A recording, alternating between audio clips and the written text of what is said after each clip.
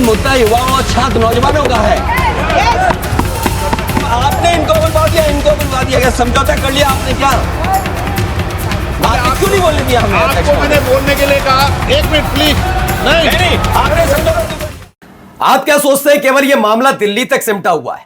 क्या आपको लगता है केवल जंतर मंतर पर देश भर के युवा इकट्ठा हुए हैं? नहीं, यह मामला बिल्कुल जेपी आंदोलन जैसा बनता जा रहा है। छात्र आंदोलन था वो जो शुरू पटना से हुआ था, देखते ही देखते दिल्ली पहुंचा था, इंदिरा गांधी की सरकार की चूल्हें हिल गई थी। कुछ ऐसा ही आधार अब तय हो रहा है। जंतर मंतर से शुरू हुआ यह प्रदर्शन इतना बड़ा हो चुका है कि बीजेपी शासित राज्यों की हर एक जिले में, हर एक राजधानी में कुछ ऐसी तस्वीर है। पटना में सांसें फूल गई सम्राट चौधरी की पुलिस की। दिखाऊंगा वहां क्या हालात है। जनता ने मोर्चा खोला। खबर आपको दिखाऊंगा कि कैसे बीजेपी और कांग्रेस के कार्यकर्ता आपस में भिड़ गए। बीच सड़क जो हुआ वो भी देखिएगा। संसद के अंदर जब धर्मेंद्र प्रधान का इस्तीफा मांगा तो सरकार की हालत क्या थी, और आज अखिलेश यादव ने जो कहा उसे गौर से सुनिएगा। आज चेहरा किसी और का नहीं, बात बात पर लोकसभा स्पीकर होने के बावजूद भी सरकार की पैरोकारी करने वाले ओम बिरला का चेहरा देखने लायक था।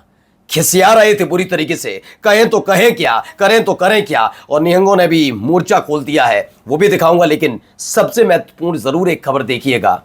इस देश की नौसिखिया बिना टीपी के एक शब्द ना बोल पाने वाली पत्रकार इस देश के बड़े पत्रकारों को पत्रकारिता सिखा रही हैं। हिम्मत इतनी नहीं हो रही कि एक बार जंतर मंतर पर जाकर पत्रकारिता कर ही लेना, क्योंकि ये देश को तुमने ऐसा बरगलाया है कि अब गुस्से में है तुम्हें लेकर भी देश। नमस्कार, मैं हूं प्राज्वल गौतम और आप देख रहे हैं the live TV. The live TV, सच सबसे आगे। पहले खबर देखिए यहां क्या हो रहा है।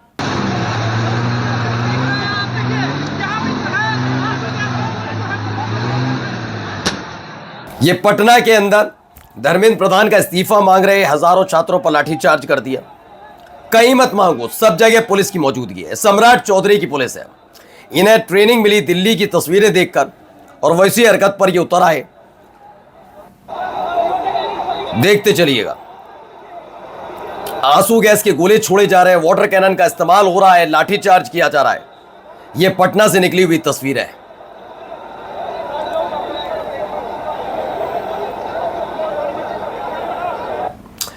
आइए अगली तस्वीर दिखाते हैं, यहां क्या हो रहा है ये देखिए।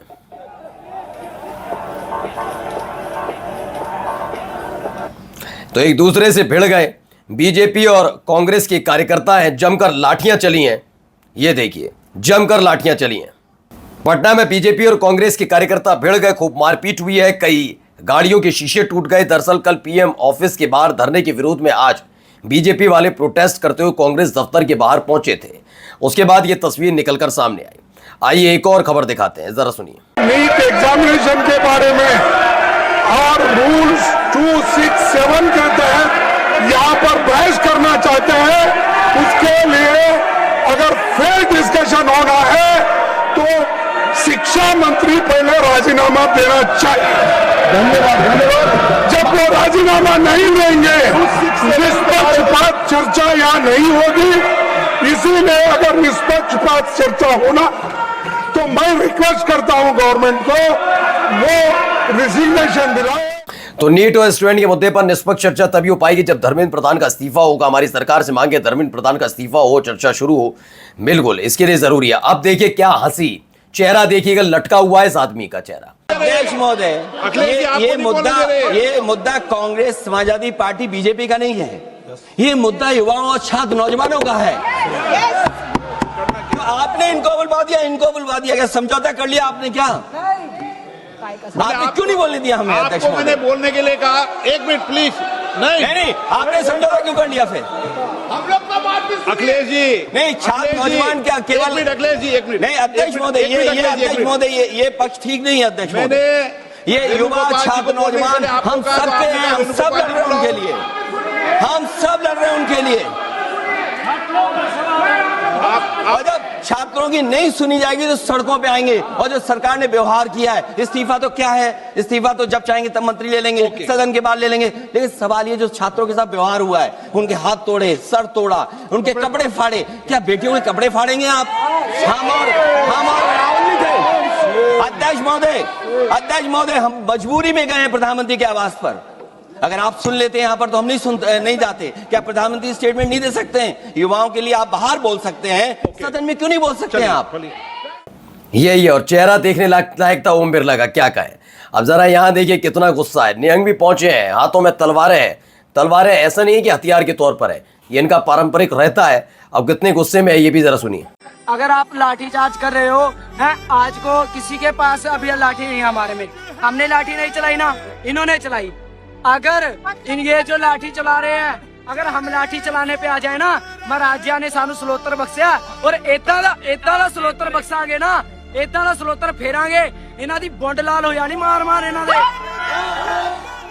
तो गुस्से में भाई सब जगह यही है। बताइए क्या हो रहा है, क्या क्या नहीं हो रहा है। सब नाराज नजर आ रहे, लेकिन इनको कोई फर्क नहीं, जिनकी वजह से सारी चीजें शुरू इनकी वजह से भी। धर्मेंद्र प्रधान का अकेला, वो तो है ही है। कॉकरोच शब्द इन्होंने तो बोला था। अब क्या कहते हैं भाई, इनके पास एक वकील साहब पहुंचते हैं, वो कहते हैं कि जिस तरह से प्रोटेस्टर्स के साथ व्यवहार हो रहा है, भाई साहब पर वक्त नहीं है। भाई साहब का वक्त है कि अपने तमाम जजों के साथ जाएं, विदेश की धरती पर देश के टैक्स पेयर के पैसे पर बैडमिंटन खेलें। बहुत अनोखा काम किया, लेकिन समय नहीं है इनके पास। हम क्या कह रहे हैं, हमारा समय बर्बाद ना करें, हमें वीडियो में कोई दिलचस्पी नहीं, हमारे पास देखने का समय नहीं है।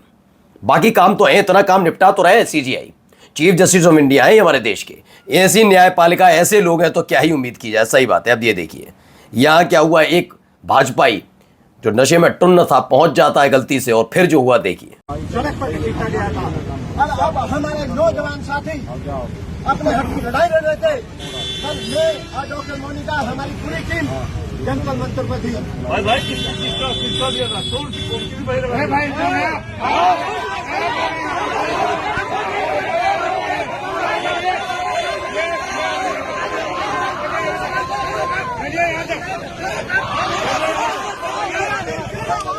क्या हो रहा है हाल भाजपाइयों का, दौड़ा दौड़ा कर कूटे जा रहे हैं। वो ये स्थिति बनी हुई है हर तरफ। जरा ये भी सुनिए यहाँ क्या कहना।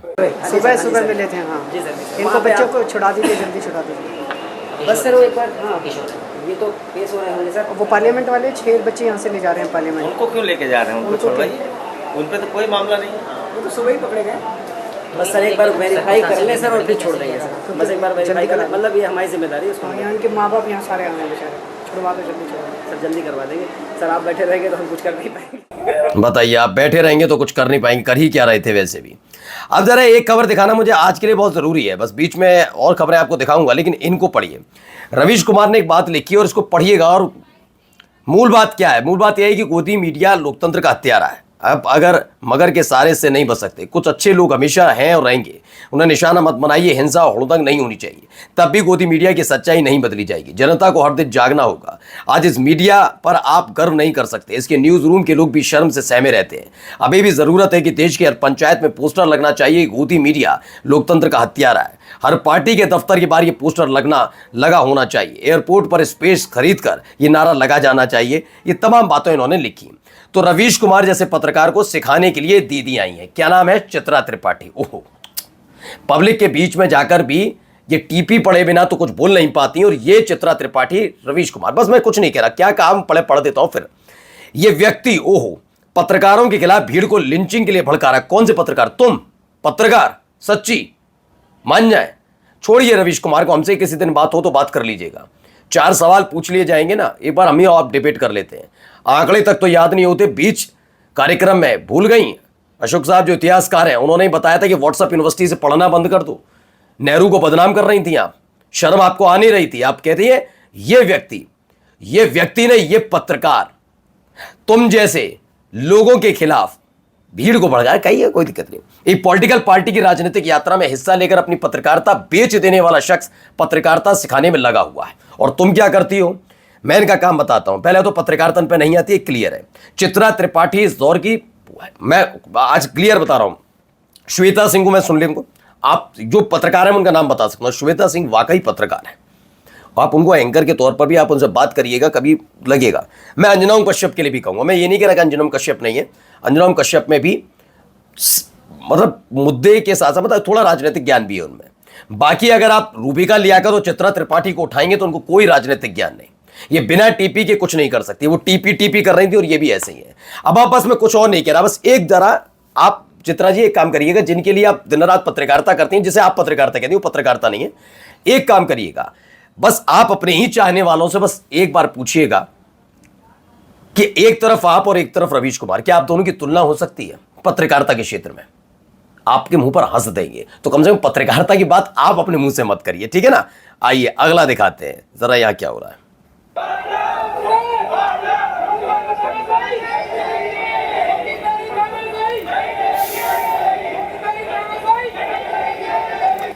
तो सेंट्रल सेक्रेटरिएट से जंतर मंतर जाने वाली मेट्रो बंद कर दी गई। अब छात्र मेट्रो स्टेशन से ही नारा लगा रहे हैं, मोदी तेरी तानाशाही नहीं चलेगी, नहीं चलेगी।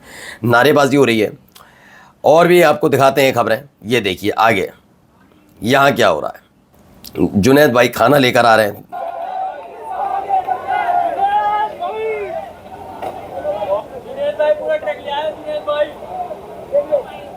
जुनैद भाई को आप जानते होंगे, पूरा ट्रक लेके आ गए।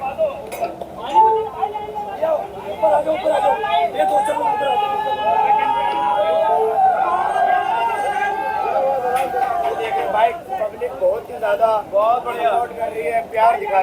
तो जुनैद भाई ट्रक भर भर के खाना पानी ला रहे हैं, लोग खुश हैं, उत्साह बढ़ता जा रहा है, सरकार की बेचैनी बढ़ती जा रही है। पता नहीं कितने दिन और चलेगा आंदोलन, लेकिन ये बात सच है, इस बार छात्रों ने एकता दिखाकर ये बता दिया कि आप इस देश की संवैधानिक संस्थाओं को ठेंगे पर रखने का काम कितना ही करें, लेकिन जब जनता एकजुट होती है ना, तो हालत कुछ ऐसी होती है। नमस्कार।